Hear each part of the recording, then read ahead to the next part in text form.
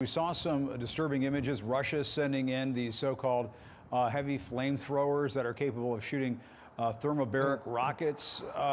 Tell us about that. Our viewers, some of our viewers may not be aware of what that even is. Yeah, that's an observation that we made today where we saw one of these multiple rocket launching systems, which the Russians call a flamethrower, called a TOS-1. Now that flamethrower actually, or rocket launcher, uses thermobaric or weapons with thermobaric warheads, and essentially what that does is it sets the air on fire and then sucks the oxygen out of people's lungs. So it's definitely a very severe weapon. By the way, right now we have another Russian convoy coming past here. Those are fuel trucks that the Russians appear to be sending to the front lines right now. But that flamethrower is certainly a very dangerous weapon. It's certainly one that we were surprised to see. And it's a weapon there we can't say with certainty that it's been used in this conflict yet, but certainly it is a fact that it is around here and can be deployed at any time. Do you think Vladimir Putin expected this level of resistance, and with Ukrainian citizens so united against him, taking up arms, ready to stay and fight, what do you think Putin's next move will be? I mean, we're seeing Zelensky, even declaring in this latest video that they've ruined Russia's plans. What are you watching for in the hours ahead? Well, I think that Mr. Putin underestimated the challenge of Ukraine. I think he thought he could come in with a stiletto, take out a few weapons, the Ukrainian people would sort of collapse, there'd be a lot of disruption internally, and maybe all this spycraft would work.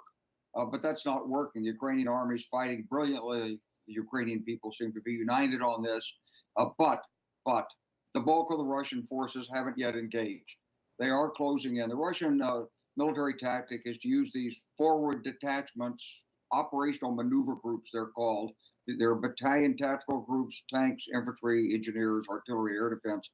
And they spread out. They find the opposition, they fight against it. Sometimes they win, sometimes they penetrate. And that's what's going on right now. This is the very early stage of the battle. The mission is to close in on Kyiv and then besiege it. And then apparently Mr. Putin's given orders to clear it. So this is going to become very bloody and very violent in the days ahead unless we get support and assistance and get this fighting stopped. And I'm hoping the United States and our allies are going to push Javelin missiles and Stinger missiles into Kyiv right now, while there's a break. You know, Jim, these forces can't operate continuously 24 hours a day because somebody's got to sleep and they've got to be refueled and so forth. So you're going to see these pauses in the action from time to time. And right now is the time that we need to get the reinforcing supplies into Kyiv and into the Ukrainian defenders. The president said we're going to do it. I hear nations talking about it. It's got to get there. It's got to get there now. And in the meantime, we should be calling for a complete ceasefire and a halt to the Russian operations. They have no right to invade an independent country. And take them to the UN. Look, this is the action of a war criminal, and he should be held to account on that basis. I believe the United States is looking at a number of options. I think there are some options. A lot of people are talking about a no-fly zone or some other safe zone. I'm recommending we look at things like this. I don't know. It's up to the Pentagon to give the president the plans on how to do it. But this is a significant moment in global strategy and history right now coming up. Not tonight. Question. Yeah. In the next few days. No question. And I have to ask you about this video that we have that just came into CNN in recent hours. This video of Russia sending in these so-called flamethrowers that shoot these thermobaric rockets. You were talking about how bloody and violent things are going to get for Kyiv. I'm just wondering what your take is on that when you see that kind of equipment, that kind of firepower coming into Russia. It looks like Putin is going to unleash unholy hell on the Ukrainians. Well, that would certainly be the intent. He would certainly use it if he has to. And that's why we've got to get the reinforcements of supplies into Ukraine. They've got to continue to keep the enemy away from the central urban areas. The range of that thing's about 6 kilometers. You can also expect heavy jamming, loss of communications, and a lot of other things as they close in on the fight here. So, yeah, this is a real challenge for the West and for our ideas of humane 21st century life. Mr. Putin's a throwback to an earlier era, and the globe, the world, has to unite to stop this. And how desperate do you think Vladimir Putin might get here? If he gets so desperate, I mean, it appears that, as you were saying earlier, things are not going according to his plans. And if the Ukrainians continue to put up this sort of fight and slow the Russians down, frustrate them, frustrate Putin, what does a desperate Vladimir Putin do? What should the Ukrainians be preparing for? I think he could do virtually anything. He probably has chemical weapons. Maybe he has nuclear weapons. He could do anything. But here's the thing, Jim. The Russian people know better than this. They don't want a war against Ukraine. And the Russian military know better than this. There'll be some of the military who are starting to say, what is this about? This wasn't what we were told. We can't go through with this. Why would we wipe out a city? Why do we want to kill these people? They're our brothers.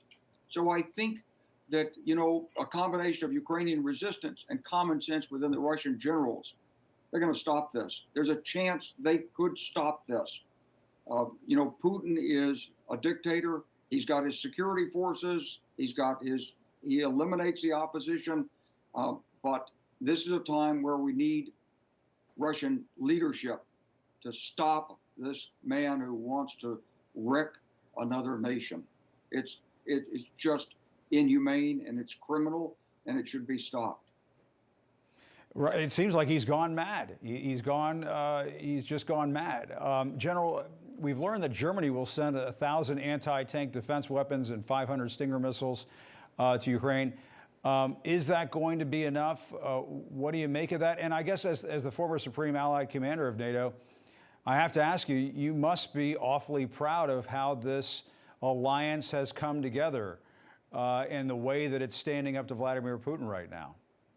I think the alliance is really coming together, really proud of them, and really proud of the administration and President Biden and his team for the leadership. The U.S. leadership is essential to bringing the alliance together, and we've got it. As for the reinforcements, look, 1,000, 500, send them in. Will it be enough? Probably not, because when you look at this is not like an accounting process. Some of them are going to get stopped before they get there. They'll be intercepted. Others will be wasted. Some will be deployed in the wrong place. Some missiles will miss. If you got 20, 40 tanks out of that, with those 1,000 missiles, you'd probably be doing well. So we know you have to really put the ordnance in to be able to stop an assault like this. And Jim, the key thing is, got to make the night has to become the Ukrainians' friends. They have to go out at night in small detachments. They have to take out these Russian forces when they're trying to refuel and rest and feed themselves. They've got to get away from Kyiv and push them back and keep them out there.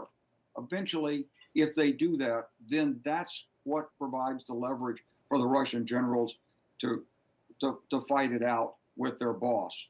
And we don't have to feel sorry for Mr. Putin. I mean, he's brought this on himself, and it's really up to us to provide the support we need to Ukraine, that they need to be able to make the stand they need to turn this around. But Absolutely. It is about American leadership ultimately.